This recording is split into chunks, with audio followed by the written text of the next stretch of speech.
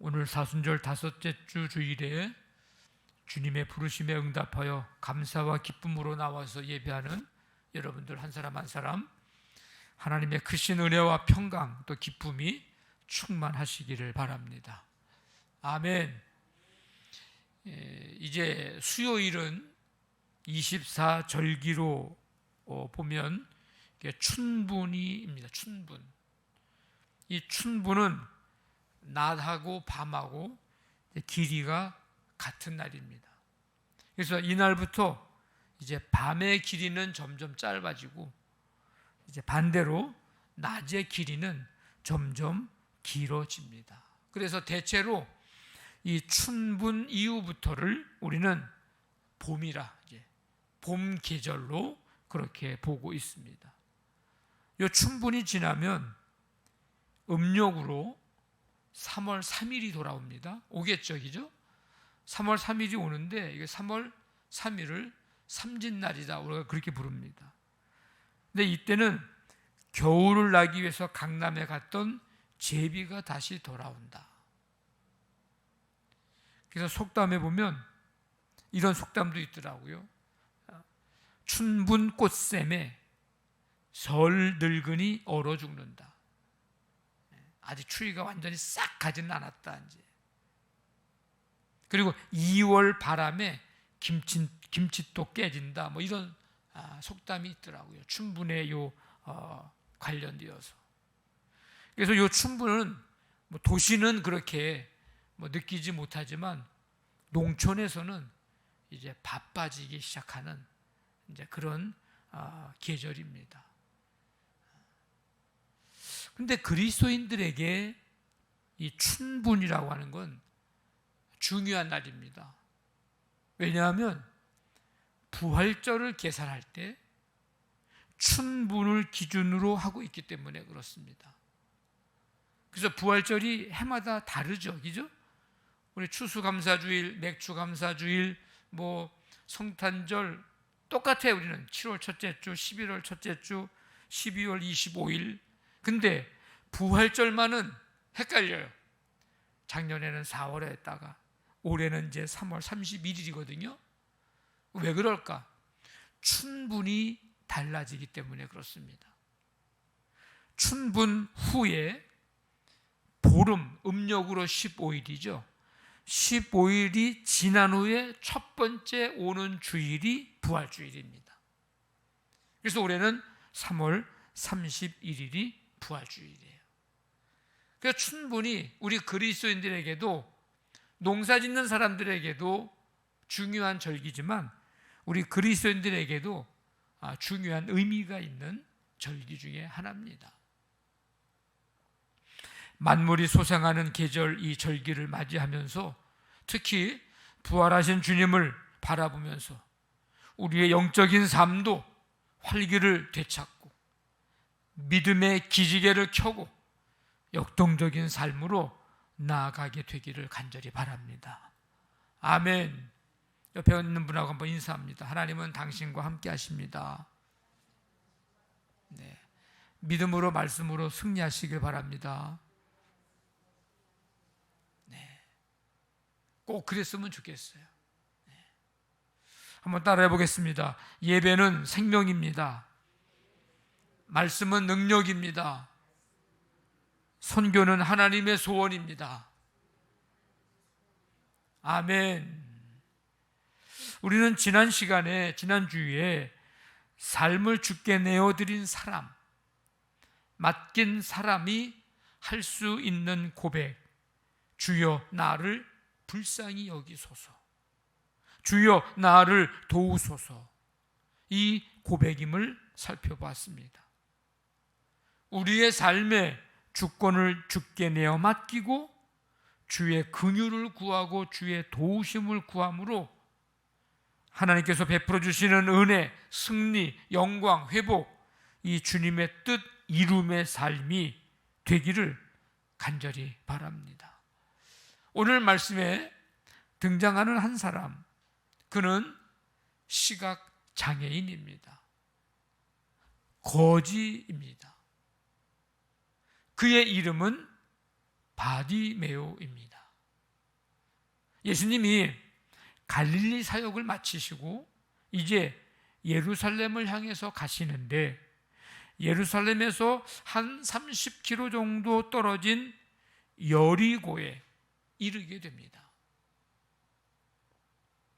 예수님과 제자들은 지금 쉴 틈도 없이 예루살렘으로 가시기 위해서 여리고를 나아가시는데 마침 그 길가에 시각장애인 거지 바디메오가 앉아 있었습니다.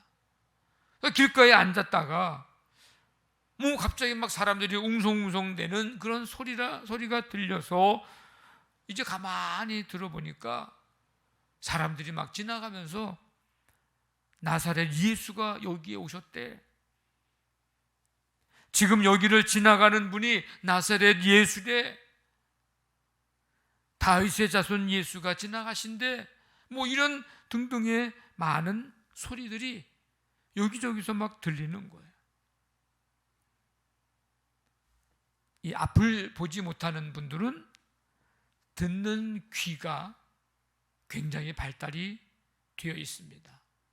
그래서 작은 소리도 잘 듣게 됩니다. 그런데 사람들의 웅성거리는 이 소리는 아마 귓속말로 하는 정도의 소리는 아니었을 거예요. 아마 더 크게 들렸을 겁니다. 그러니까 바디메오가 그 사람들의 그 웅성거리는 소리를 듣게 됐죠. 이게 무슨 소리지? 말로만 듣던, 소문으로만 듣던 그분이 지금 여기를 지나가신다고? 그래서 사람들이 지금 웅성웅성거리고 있구나. 바디메오는 갑작스러운 일에 놀라기도 했지만 한편으로는 기회는 이때다 싶어서 소리를 지릅니다. 다윗의 자손 예수여, 나를 불쌍히 여기소서.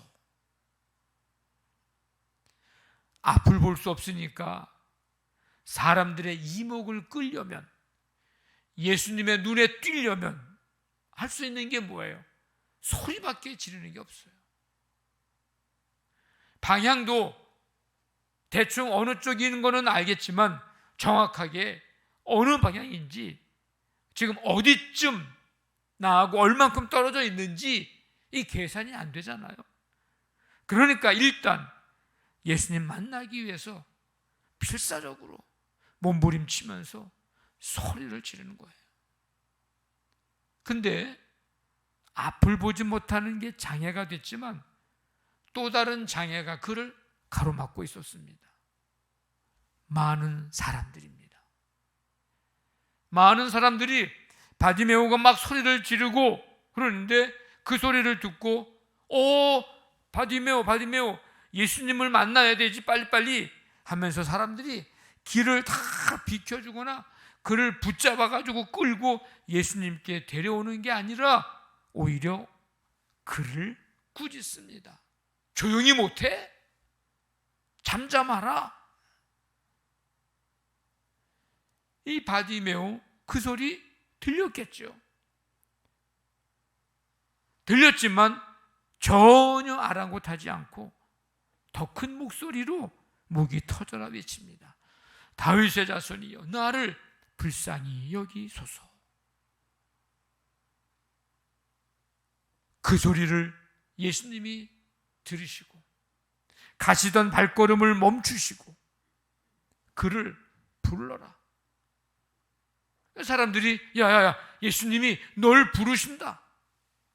그러니까 이 바디메오가 겉옷을 내버리고 이제 예수님 있는 방향으로 뛰어 이제 일어나 예수님께 나아갑니다. 예수님이 물으시죠. 뭐해 주기를 원하느냐? 선생님, 보기를 원합니다. 가라, 내 믿음이 너를 구원하였느니라.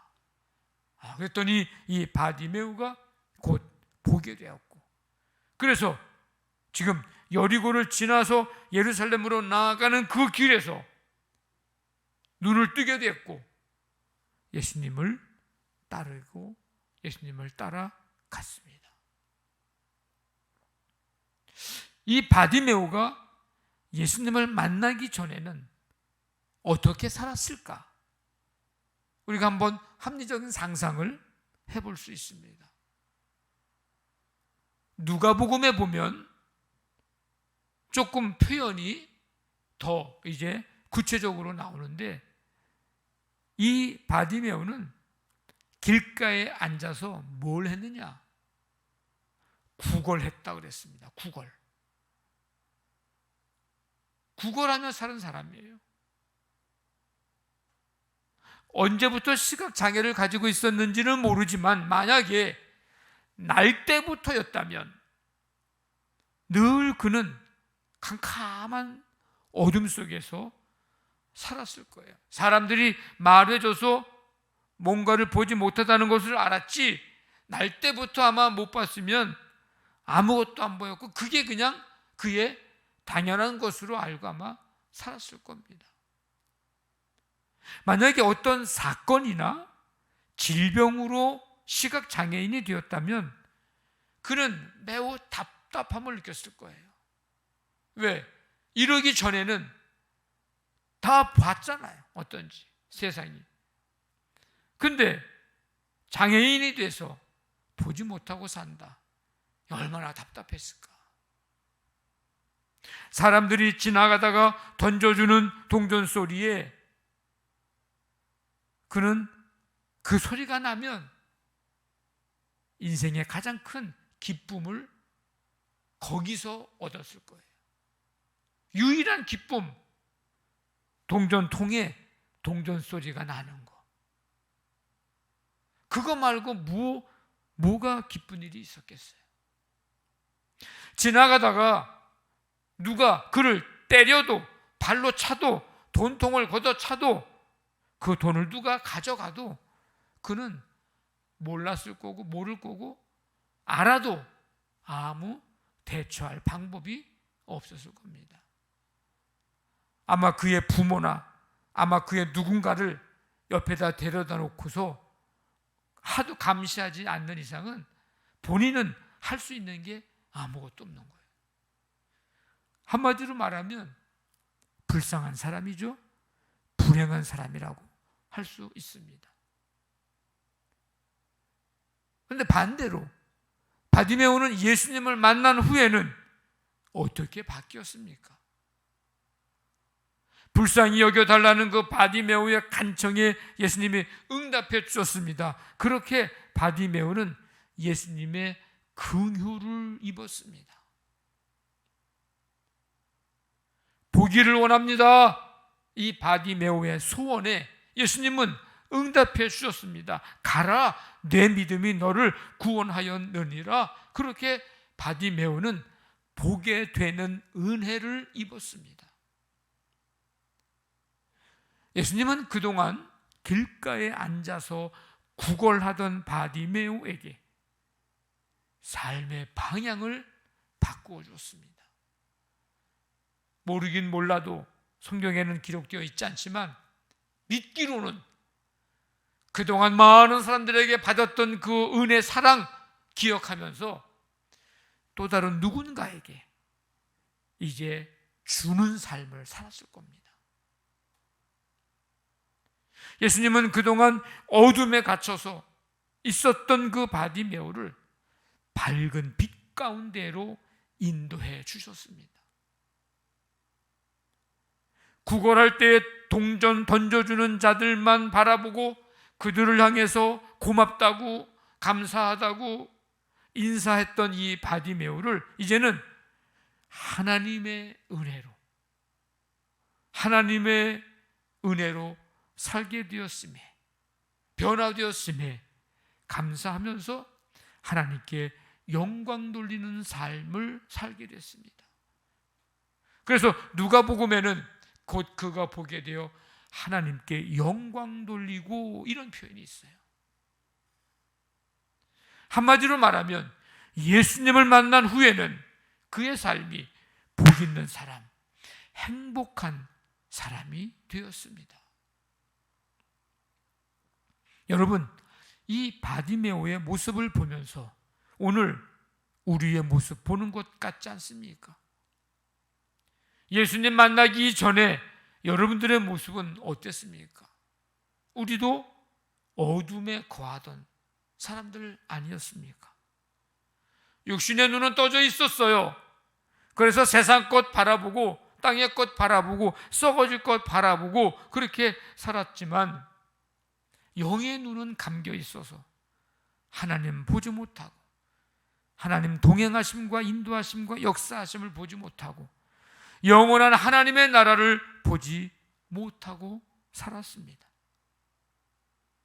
뭐 좀 생기면 즐거워하고 뭐 좀 부족하거나 없거나 잃어버리면 금방 낙심하고 좌절하고 절망하고 세상 다 산 것처럼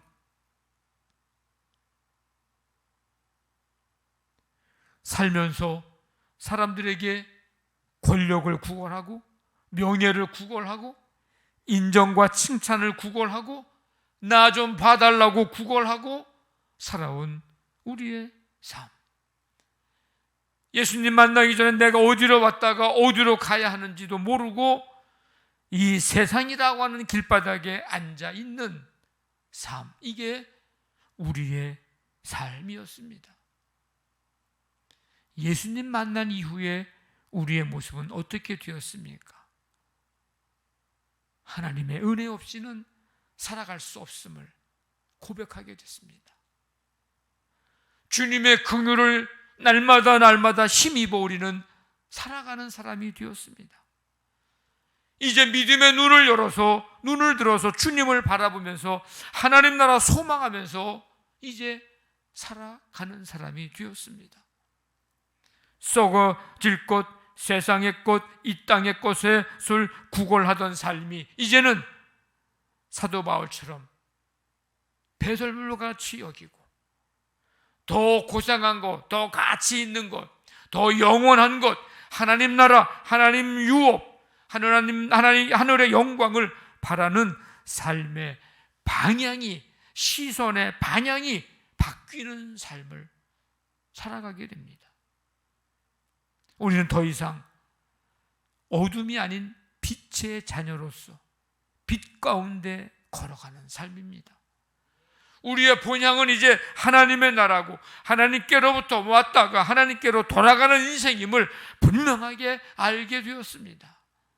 우리는 이것만 봐도 복 있는 사람, 복을 받은 사람, 우리는 행복한 사람입니다. 중요한 것은 바디메오가 예수님을 만난 후에 어떤 태도를 가졌느냐, 어떤 결단을 내렸느냐, 이게 중요합니다. 52절 마지막 절에 보니까 바디메오가 어떻게 했습니까? 길에서 예수님을 따르니라. 한번 따라해 볼까요? 예수를 따르니라. 네. 바디메오는요, 고침받았어요. 더 이상 시각장애인으로 살지 않게 되었습니다. 이제 새롭게 태어났어요. 어떻게 보면 다시 태어난 거예요, 지금.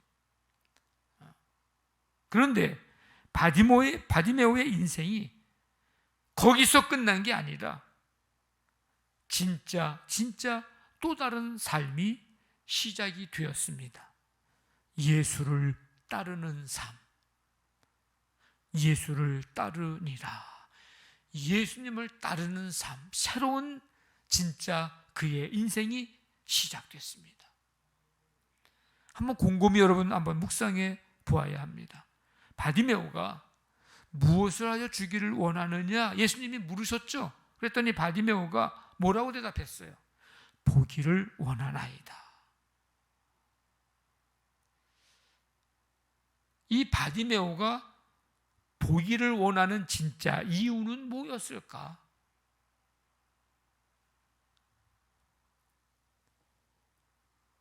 결론적으로 얘기하면 따르기 위해서 보기를 원했습니다.